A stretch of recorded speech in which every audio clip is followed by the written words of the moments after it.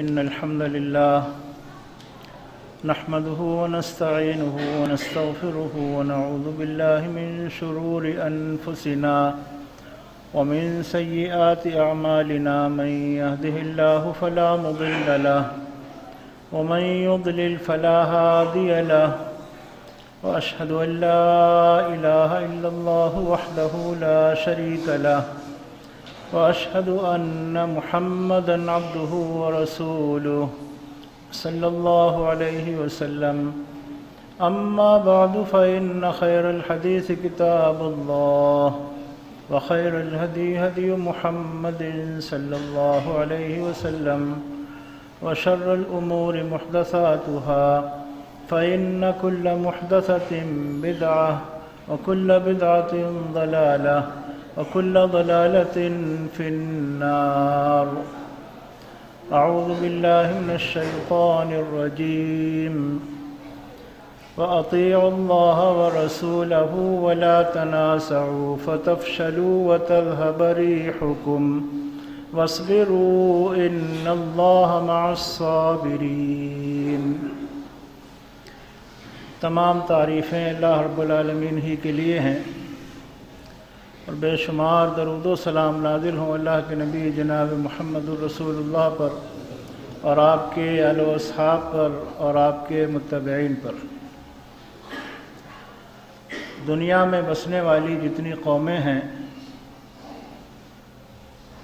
ان کی عروج اور زوال کی داستانیں تاریخ کی کتابوں میں بکھری پڑی ہیں۔ ہم مسلمان اپنی تاریخ اور اپنے عروج و زوال کا مطالعہ کریں تو ہمیں بہت ساری چیزیں اسباب اور وجوہات کا علم ہوگا اور کچھ نہ کچھ عبرت اور سبق کا سامان ہمارے لیے اس میں ہوگا۔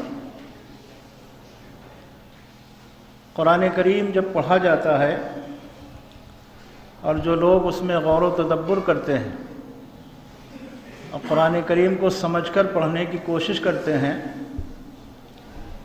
تو وہ یہ بات جانتے ہیں کہ اللہ تعالیٰ نے پچھلی امتوں اور قوموں کا ذکر کیا ہے، نبیوں کا ذکر کیا ہے، ان کی قوموں کا ذکر کیا ہے، امتوں کا ذکر کیا ہے، ان کے حالات عروج اور زوال کو بیان کیا ہے، ان پر نازل ہونے والے عذابوں کا ذکر کیا ہے۔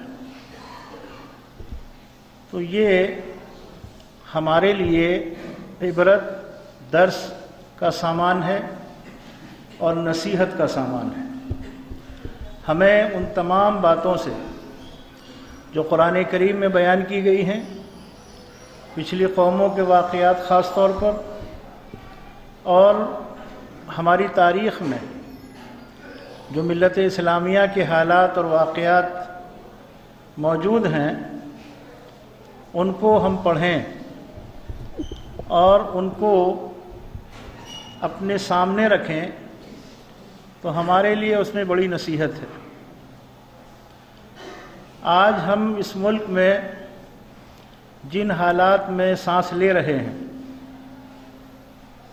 ان حالات کا ادراک یعنی ان حالات کو سمجھنا، ان حالات تک پہنچنا، یہ ہم میں سے ہر ایک کو اپنی استطاعت کے مطابق چاہیے اور اس کا علم ہونا چاہیے۔ دنیا میں جنگیں ہوتی ہیں تو ایک جنگ ہتھیاروں کے ذریعے ہوتی ہے، توپ، میزائل، بم، ہوائی جہاز، ان کے ذریعے سے جنگ ہوتی ہے، اور ایک جنگ بغیر ہتھیار کے ہوتی ہے۔ وہ جنگ ہے افکار و خیالات کی جنگ، فکری جنگ۔ آج ہمارے ملک میں جن حالات سے ہم دوچار ہیں اور ایک جنگ چھڑی ہوئی ہے، یہ ہتھیاروں کی جنگ نہیں ہے، بلکہ یہ فکری جنگ ہے، افکار کی جنگ ہے، نظریات کی جنگ ہے۔ وہ قومیں، وہ تحریکیں اور تنظیمیں جو اس ملک میں مسلمانوں کے نشانات مٹانا چاہتی ہیں، ان کی پالیسی، ان کی سازشیں اور ان کی کاوشیں اب اس لائن پر کام کر رہی ہیں کہ مسلمانوں کو فکری اور نظریاتی اعتبار سے تبدیل کر دیا جائے۔ ان کا نام رہے مسلمانوں جیسا، یہ مسجد میں بھی آتے جاتے رہیں، رمضان آئے تو روزہ بھی رکھ لیں، لیکن تہذیب، تمدن، افکار و خیالات کے اعتبار سے ہمارے جیسے ہو جائیں، ہمارے تہواروں میں شرکت کریں، ہمارے رسم و رواج کو اپنائیں، اور اسی کو وہ لوگ قومی دھارے کا نام دیتے ہیں کہ مین اسٹریم میں مسلمان داخل ہو جائیں۔ ان کے نزدیک قومی دھارا یہ ہے کہ آپ ان جیسے بن جائیں، تھوڑے بہت فرق کے ساتھ، زیادہ تر رسم و رواج میں ان سے اتفاق کر لیں اور ان کے ساتھ گھل مل جائیں۔ یہ فکری جنگ ہے۔ اس کے لیے وہ جہاں بعض نام نہاد مسلمانوں کو استعمال کر رہے ہیں، اسی کے ساتھ نصابی تعلیمی کتابوں میں، خاص طور پر تاریخ کی کتابوں میں تبدیلیاں کر رہے ہیں۔ ہندوستان کی تاریخ میں جن مسلمانوں نے یہاں حکومت کی ہے، ان کے کارناموں اور ان کی خدمات کو بہت خوبصورتی سے اور بہت عمدگی کے ساتھ کھرچا جا رہا ہے، اور وہاں دوسری چیزیں داخل کی جا رہی ہیں، تاکہ ایک چھوٹا بچہ جو تاریخ کی کتاب، ہسٹری کی کتاب پڑھے، وہ اس کا ذہن کچھ اور بنے۔ تو تعلیم کی سطح پر یہ کام ہو رہا ہے، اور فکر کے اعتبار سے، خیالات کے اعتبار سے دوسرے ذرائع کا استعمال بھی ہو رہا ہے۔ ہمیں ان حالات کا علم اور پتہ ہونا چاہیے۔ ہم ابھی تک خواب غفلت کا شکار ہیں، سو رہے ہیں اور بڑی بے فکری کی زندگی گزار رہے ہیں، اور اس سے زیادہ افسوسناک اور بڑا المیہ یہ ہے کہ ہمارے درمیان جو مسلکی اور مذہبی اور فقہی اختلافات ہیں، انہیں اور ہوا دے رہے ہیں، اور ان کی بنیاد پر اختلاف کی خلیج کو اور بڑھا رہے ہیں۔ یہ ایک بدقسمتی ہے اس وقت، جس پر مختلف تنظیمیں مسلمانوں کی اور مختلف طرح کے فرقے لگے ہوئے۔ ابھی پچھلے ہی دنوں کی بات ہے، آپ حضرات کے علم میں ہوگا، اخبارات کے ذریعے، ٹی وی کی خبروں کے ذریعے، کہ راجستھان کے ایک گاؤں میں ایک شخص کا انتقال ہو گیا، اس کی تدفین ہو گئی، تو لوگوں نے اس کے جسم کو، اس کی میت کو نکال دیا قبر سے، اور یہ کہا کہ قبرستان تو ہمارا ہے، ہمارے عقائد اور نظریات کے لوگوں کی تدفین یہاں ہوگی، دوسرے خیال رکھنے والے مسلمان کی تدفین یہاں نہیں ہوگی۔ اس کے گھر والوں کو فون کیا، ان کو اطلاع دی اپنی میت کو لے جاؤ نکال کے۔ جب وہ لوگ نہیں آئے تو خود ان لوگوں نے میت کو نکال کر ایمبولینس میں رکھ کے گھر پہنچا دیا۔ کس قدر افسوسناک صورتحال ہے یہ! یعنی اب مسلمان ایک دوسرے کو مسلکی اور فقہی اور نظریاتی اختلاف کی بنیاد پر اس درجہ منافرت ہو کہ قبرستان بھی الگ ہو جائیں، مسجدیں تو الگ ہیں ہی پہلے سے، مدارس تو الگ ہیں ہی، اب قبرستان بھی الگ ہو جائیں۔ ابھی پچھلے دنوں ایک واقعہ اور ہوا یو پی کے کسی گاؤں کا، وہ بھی اخبارات کی زینت بنا کہ ایک گاؤں میں کسی مسلمان کا انتقال ہوا تو اس کو دفنانے نہیں دیا گیا، تنازع بڑھا، اور وجہ یہ تھی کہ قبرستان کی انتظامیہ کا کہنا یہ تھا کہ یہ ہماری برادری کا قبرستان ہے، دوسری برادری کا آدمی یہاں دفن نہیں کیا جائے گا، میت جو ہے ہماری برادری کی نہیں ہے، کہیں بھی لے جاؤ اس کو، یہاں دفن نہیں ہوگا۔ یہ صورتحال ہے۔ معاملہ پولیس تک پہنچا، پولیس کی مداخلت سے اس میت کی تدفین اس قبرستان میں ہوئی، اور انتظامیہ نے کہا کہ صرف اب اجازت ہے، آئندہ نہیں ہے۔ اب اگر کہیں قبرستان نہیں ہے، کوئی چھوٹی سی بستی ہے اور کسی مخصوص برادری نے وہاں قبرستان کا انتظام کر لیا ہے تو دیگر مسلمانوں کی تدفین نہیں ہوگی۔ یہ صورتحال ہے آج ہماری قوم کی، مسلمانوں کی، اس قدر نفرت ہے مسلک کی بنیاد پر۔ تو ذرا سوچئے کہ ایک طرف ہمارا دشمن پورے طور پر پوری تیاری کے ساتھ ہمارے نام و نشان کو مٹانے کے لیے تیار ہے، اور اس پر وہ کام کر رہا ہے، اور اس کام کے کچھ نہ کچھ اثرات نظر آ رہے ہیں، اور ہم اب بھی اسی چکر میں پڑے ہوئے ہیں کہ یہ فلاں ہیں اور یہ فلاں ہیں۔ اس قدر منافرت اور دشمنی کہ لگتا ہے کہ ان کا اللہ الگ ہے، ان کا رسول الگ ہے، ان کا قرآن الگ ہے، یہ ایک الگ الگ امتیں۔ قرآن کریم نے جو بات بیان کی ہے، سورۃ انفال کی جو آیت میں نے پڑھی ہے، وَأَطِيعُوا اللَّهَ وَرَسُولَهُ وَلَا تَنَازَعُوا فَتَفْشَلُوا وَتَذْهَبَ رِيحُكُمْ وَاصْبِرُوا إِنَّ اللَّهَ مَعَ الصَّابِرِينَ۔ اللہ اور اس کے رسول کی فرما برداری کرو اور آپس میں اختلاف مت کرو، تنازع مت کرو، ورنہ تم بزدل ہو جاؤ گے، تمہاری ہوا اکھڑ جائے گی۔ وَاصْبِرُوا، ثابت قدم رہو اللہ کے دین پر، اللہ اور اس کے رسول کی اطاعت پر ثابت قدم رہو۔ ان اللہ مع الصابرین، بلا شبہ اللہ ثابت قدم رہنے والوں کے ساتھ ہے۔ تو قرآن کریم تو ہمیں یہ تعلیم دے رہا ہے۔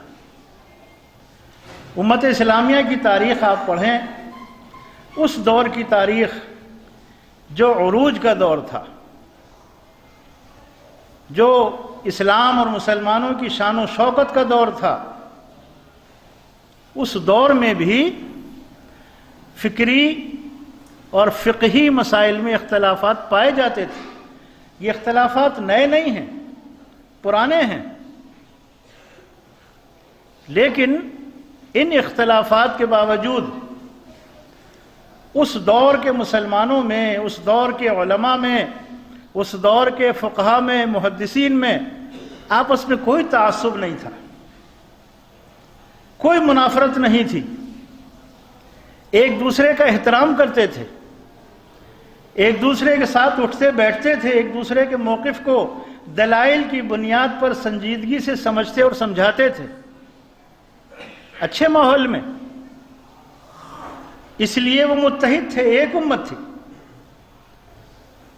اور ان پر کوئی حاوی نہیں ہو سکا۔ لیکن جب سے ان اختلافات کو منافرت کا رنگ دے دیا گیا، نفرت، دشمنی، عداوت، اور ایک الگ امت سمجھا جانے لگا، زوال شروع ہو گیا، مسلمانوں کی تباہی اور بربادی شروع ہو گئی۔ اور ہمارے اس ملک میں تو کچھ زیادہ ہی ہے۔ اور وہ لوگ جن کا میں نے ذکر کیا ہے جو سارے مسلمانوں کے دشمن ہیں، کسی ایک فرقے کے نہیں ہیں، کسی ایک جماعت یا تنظیم کے نہیں ہیں، بلکہ کل مسلمانوں کے دشمن ہیں، وہ اب اس لائن پر بھی کام کر رہے ہیں کہ ان میں جو مسلکی اختلاف ہے اسے ہوا دو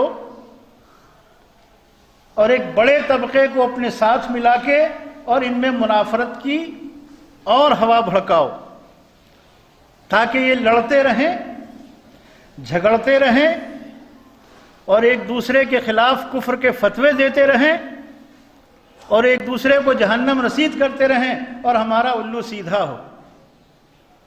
اس لائن پر کام کر رہے ہیں لوگ، اور ایک طبقہ آج ان کی مٹھی میں ہے۔ اس ملک میں جتنے سجادہ نشین ہیں،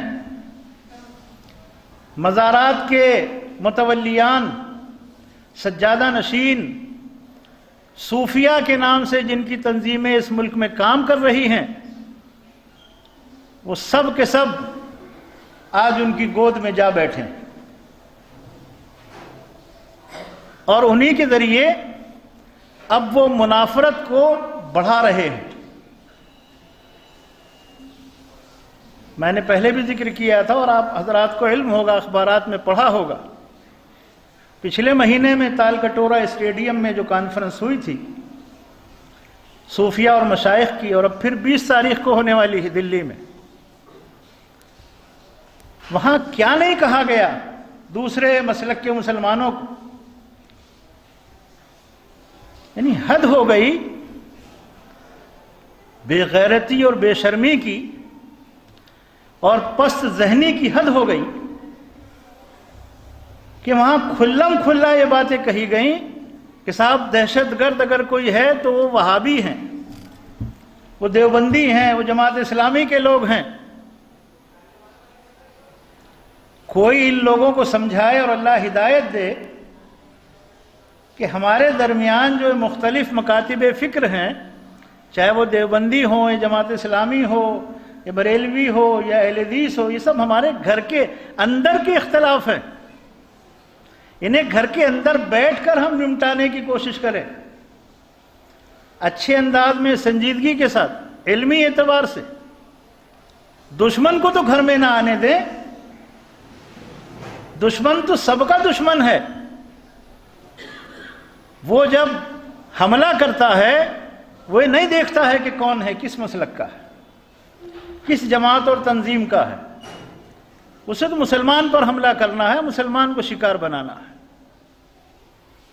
اختلافات ہیں، رہیں گے، ختم نہیں ہوں گے،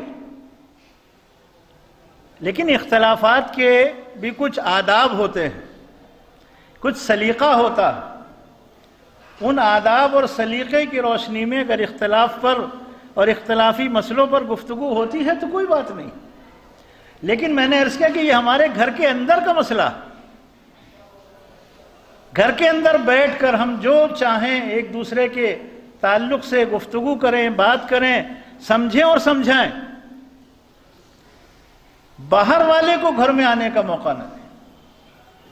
اس بات کی کوشش مسلمانوں کو کرنی چاہیے۔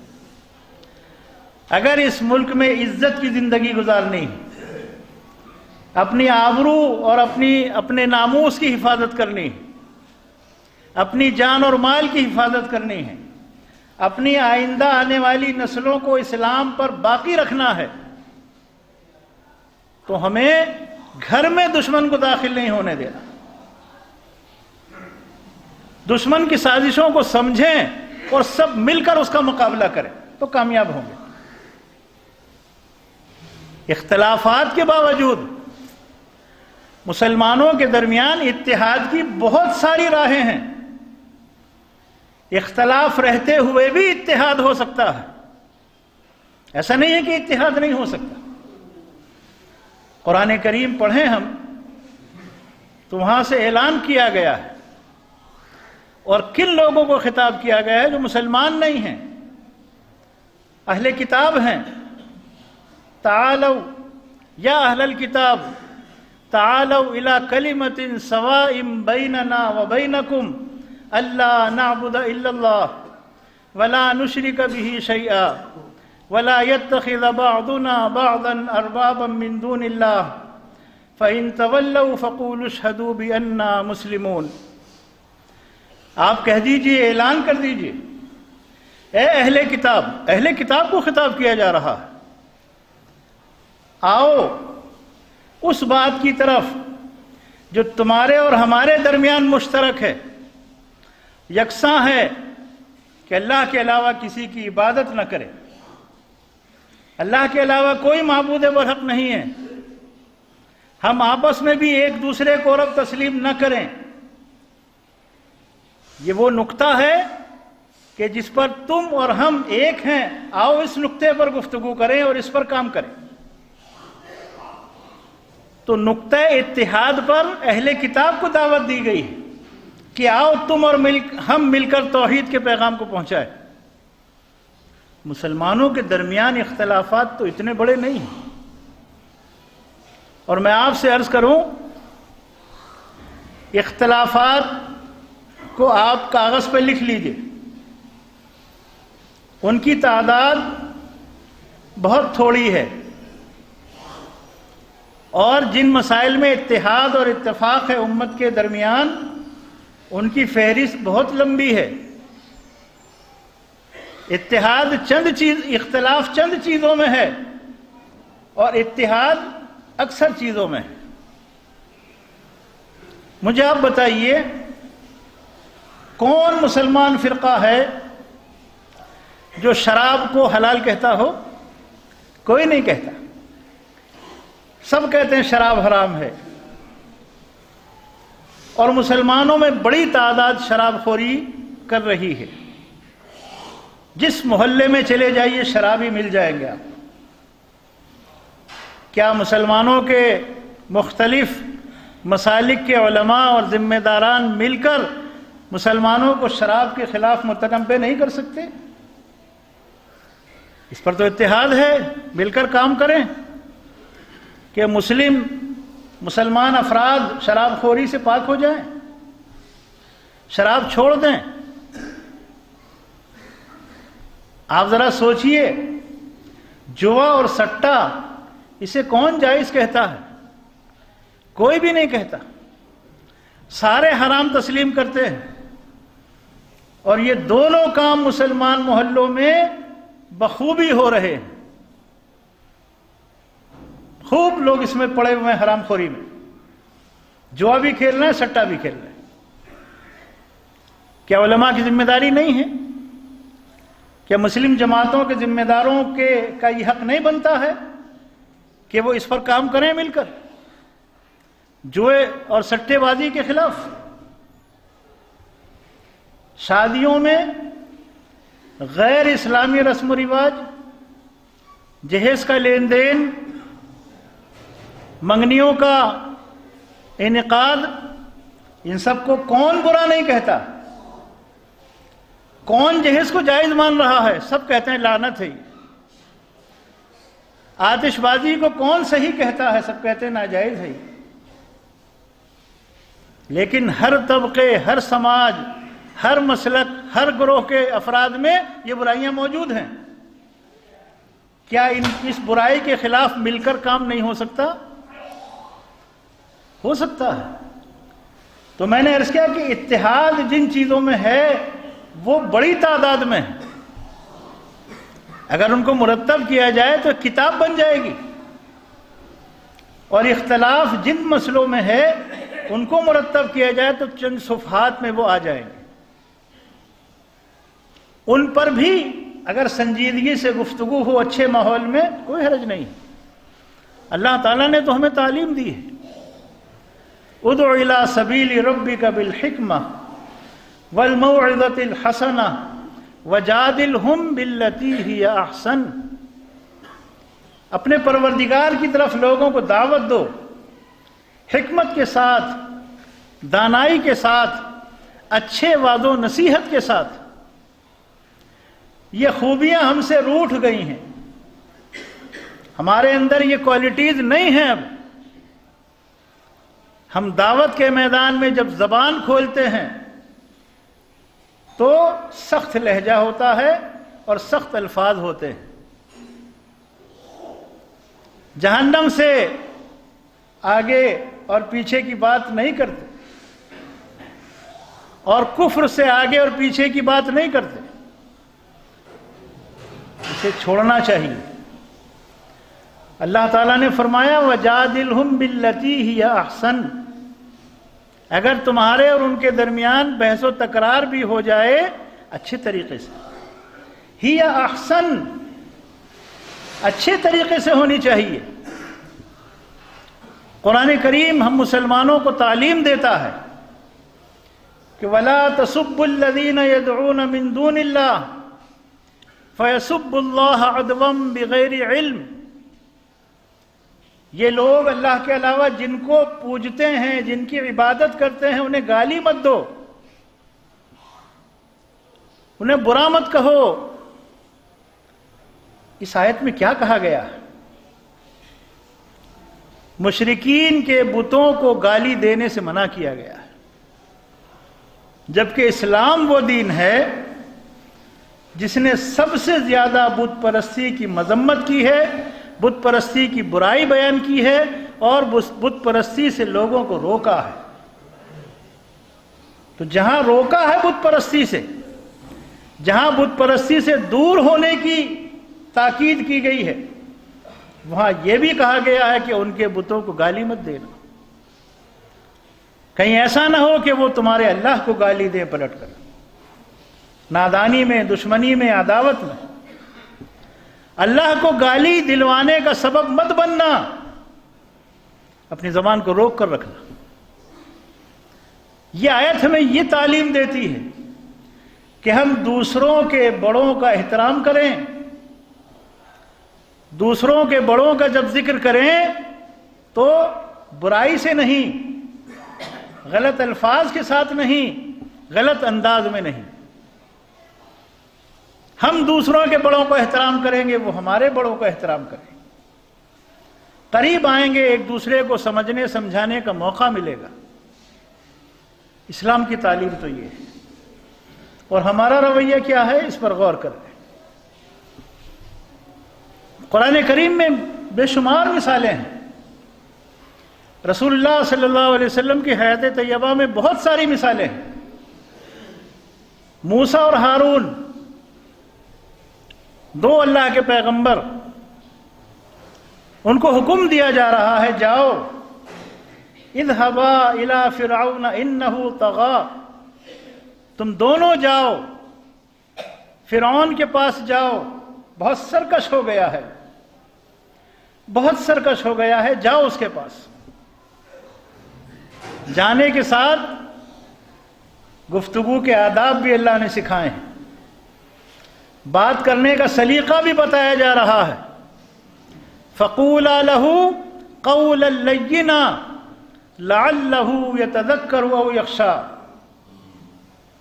نرمی سے بات کرنا، نرم لہجے کے ساتھ پیش آنا. فَقُولَا لَهُ قَوْلًا لَيِّنًا، نرم گفتگو کرنا، نرم الفاظ کا استعمال کرنا. لَعَلَّهُ يَتَذَكَّرُ أَوْ يَخْشَىٰ، ہو سکتا ہے وہ نصیحت حاصل کر لے اور ڈر جائے. انبیاء کو، نبیوں کو اللہ بھیج رہا ہے کس کے پاس؟ اپنے دشمن کے پاس، جو اپنے آپ کو کہتا تھا انا ربکم الاعلی، میں سب سے بڑا رب ہوں، جس کا یہ دعویٰ تھا. اللہ کا دشمن تھا، اس دور کا سب سے بڑا دشمن تھا. اس دشمن کے پاس بھیجا جا رہا ہے نبیوں کو، اور ان کو یہ تعلیم اور تاکید کی جا رہی ہے کہ نرمی سے گفتگو کرنا. آخر یہ خوبی ہمارے اندر کیوں نہیں ہے؟ ہم ایک دوسرے کے بارے میں جب بات کرتے ہیں، مسائل ہی کو لے کر اگر ہے تب بھی، تو کیا لہجہ ہوتا ہے، کیا الفاظ ہوتے ہیں، کیا انداز ہوتا ہے، غور کر لیں اپنے آپ.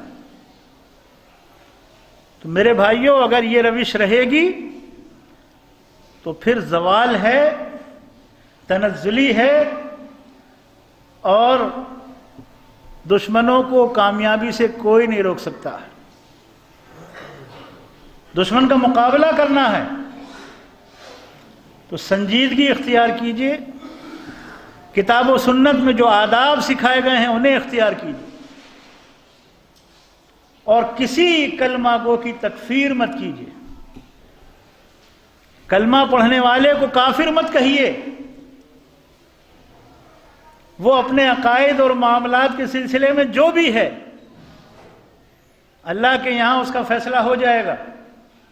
یہاں دنیا میں تو ہم کوئی فیصلہ نہیں کر سکتے، ہاں یہ ہمارا حق ہے کہ ہم اپنا موقف بیان کریں، یہ ہمارا حق ہے کہ ہم اپنا مسلک، اپنا عقیدہ بیان کریں اور اس کی دعوت اور اس کو لوگوں کو بتائیں، اپنے موقف کی وضاحت کریں، یہ ہمارا حق ہے اور دوسروں کا بھی حق ہے۔ لیکن کسی کے بارے میں جب ہم بات کریں تو وہاں بھی انصاف اور سچائی ہمارا شیوا ہونی چاہیے۔ کسی کے بارے میں جب گفتگو کریں تو وہاں جھوٹ، مکر، فریب نہیں ہونا چاہیے۔